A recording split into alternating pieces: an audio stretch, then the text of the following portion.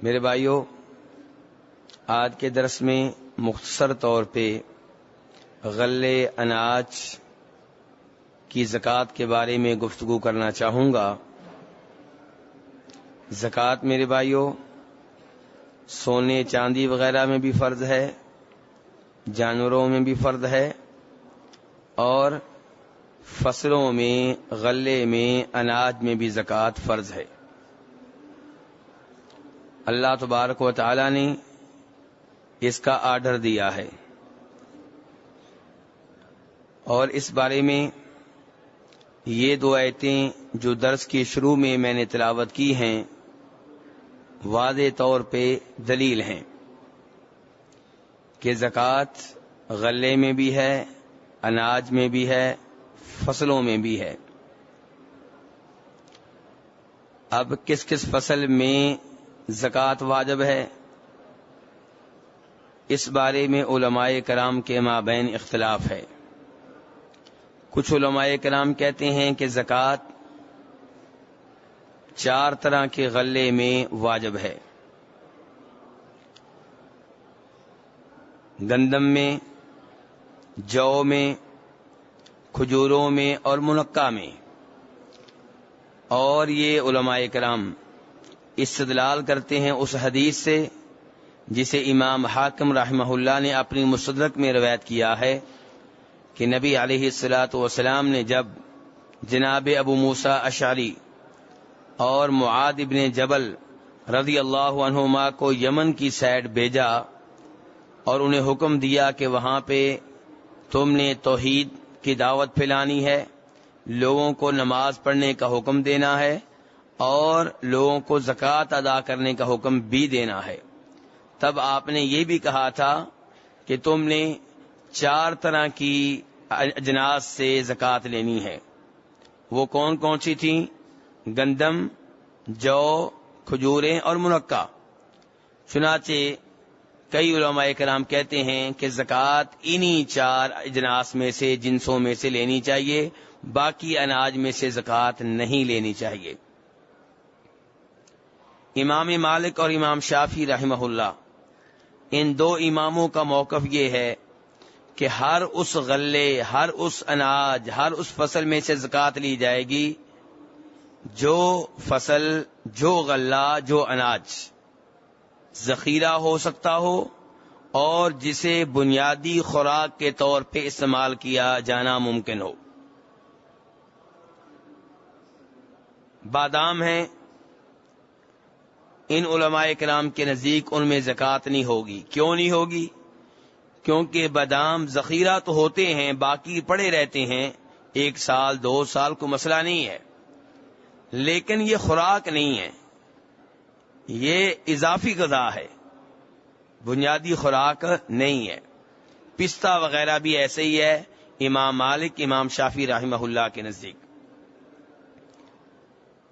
ایک موقف یہ ہے کہ ہر اس غلے اور اناج میں سے زکوٰۃ ادا کی جائے گی، زکوٰۃ لی جائے گی جو ذخیرہ ہو سکتا ہے، بنیادی خوراک ہو یا نہ ہو۔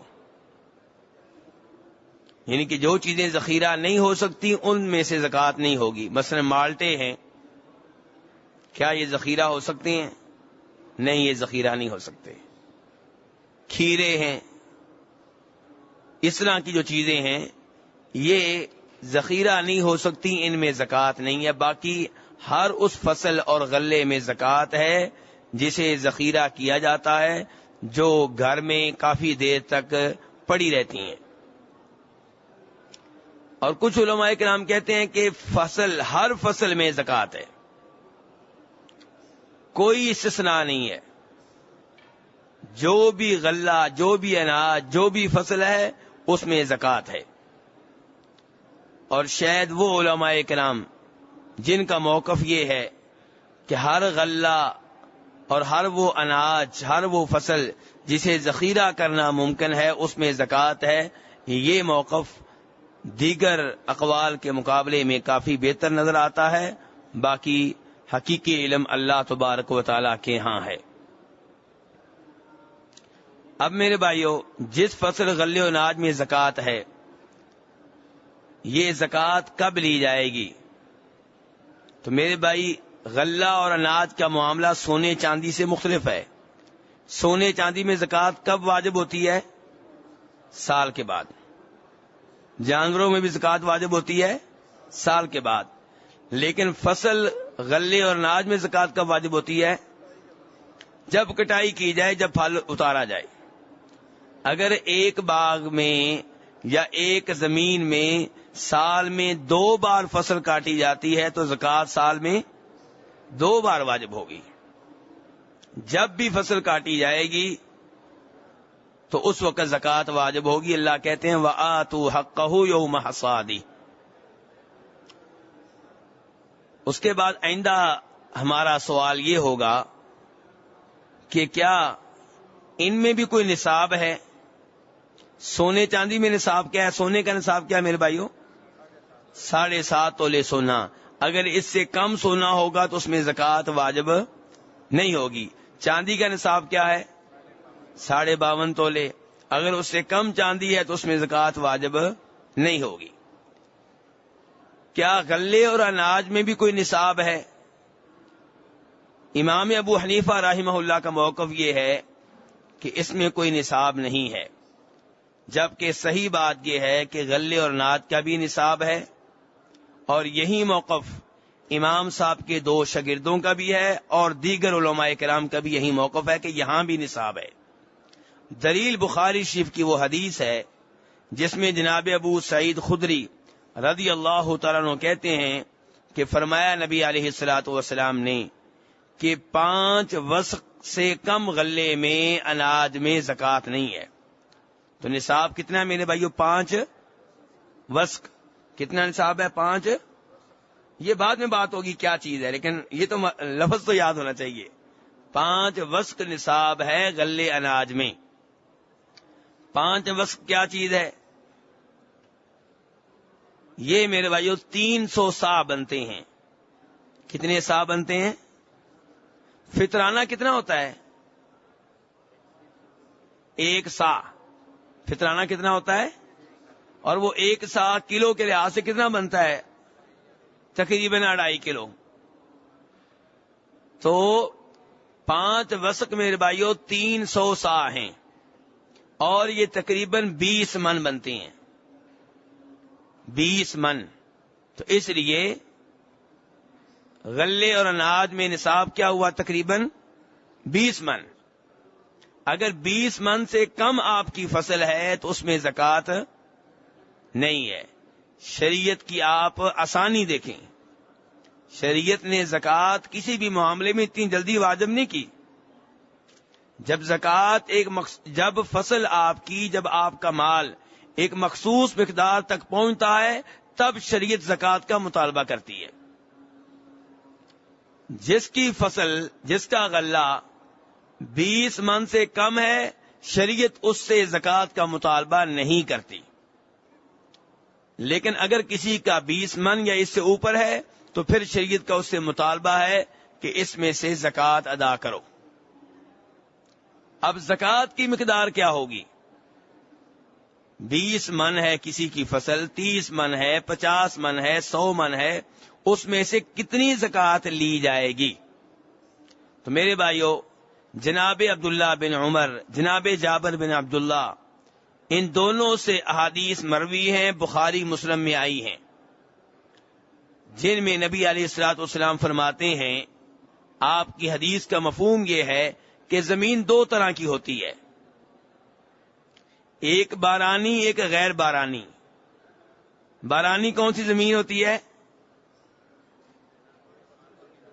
جسے قدرتی پانی ملے، جس کی فصل اگتی ہو بارش کے پانی پہ یا دریا کا فری پانی، سمندر کا فری پانی، یا وہ زمین دریا کے قریب ہے، سمندر کے قریب ہے، وہ خود ہی اپنی نمی اور پانی کھینچ لیتی ہے، اسے پانی دینا نہیں پڑتا.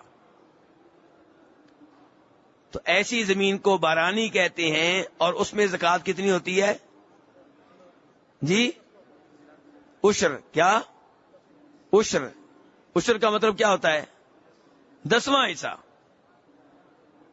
10واں حصہ، یعنی کہ جو غلہ آپ کے گھر میں آیا ہے اس کا 10واں حصہ. کسی کے گھر میں 50 من گندم آئی ہے تو کتنی زکوٰۃ ہوگی؟ 5 من. کسی کے گھر میں 100 من آئی ہے تو زکوٰۃ کتنی ہوگی؟ 10 من.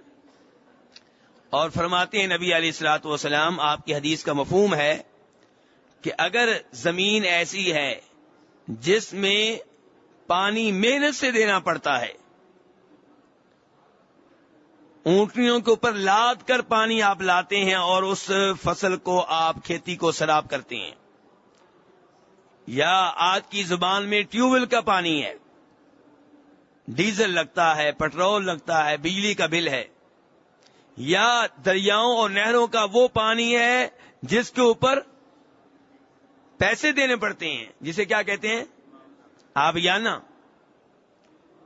تو ایسی کھیتی میں، ایسی کھیتی سے جو فصل اگے گی اس میں زکوٰۃ کتنی ہے؟ پیداوار کا 20واں حصہ. یعنی کہ اگر 100 من گندم آئی ہے تو کتنی دیں گے؟ 5 من. میرے بھائیو، اب یہاں پہ ایک سوال پیدا ہوگا. سوال یہ ہے کہ اگر ذمہ دار مقروض ہو چکا ہے تو کیا اس کے قرض کی رعایت کی جائے گی، یا یہ کہیں گے کہ ہمیں آپ کے قرض سے کوئی لینا دینا نہیں ہے، زکوٰۃ پہلے ادا کرو، تم جانو تمہارا کام جانے. ایک آدمی کے گھر میں گندم آئی ہے 100 من، اور 100 من گندم اس نے بطور قرض کسی سے لے رکھی ہے. کیا اس کے اوپر زکوٰۃ ہے یا نہیں؟ میرے بھائی، ذمہ دار نے اگر قرض لیا ہے اسی فصل کو اگانے کے سلسلے میں، کھاد لی تھی قرض کے اوپر، ٹیوب ویل کا پانی خریدا تھا اس لیے مقروض ہو گیا، ٹریکٹر والے کے پیسے دینے ابھی تک، اور اس کا تعلق بھی اسی فصل سے ہی ہے. تو اگر ایسا قرض ہے تو یہ قرض پہلے ادا کریں گے، اس کے بعد زکوٰۃ کا معاملہ ہوگا. اور اگر قرض ہے ایسا جس کا فصل سے تعلق نہیں ہے، گھر کے خرچے سے تعلق ہے، آٹا لیا گھر میں کھانا بنانے کے لیے، اور اسی طرح کا دیگر قرض لیا ہے، تو اس میں کچھ اختلاف ہے، لیکن درست بات یہی معلوم ہوتی ہے کہ وہاں بھی پہلے قرض ادا کیا جائے گا، اس کے بعد زکوٰۃ کی طرف دیکھا جائے گا. کیونکہ یہ کوئی انصاف نہیں ہے کہ ایک آدمی نے 100 من گندم بطور قرض لے رکھی ہے اور اس کی پیداوار ہوئی ہے 50 من، اور آپ اس سے کہیں گی پہلے زکوٰۃ ادا کرو. تو اس لیے پہلے اس کا قرض ادا ہوگا، اس کے بعد جو ہے اس سے زکوٰۃ لی جائے گی. میرے بھائیو، یہ چند ایک مسائل تھے جن کا تعلق تھا غذائی اجناس سے، غلے وغیرہ سے.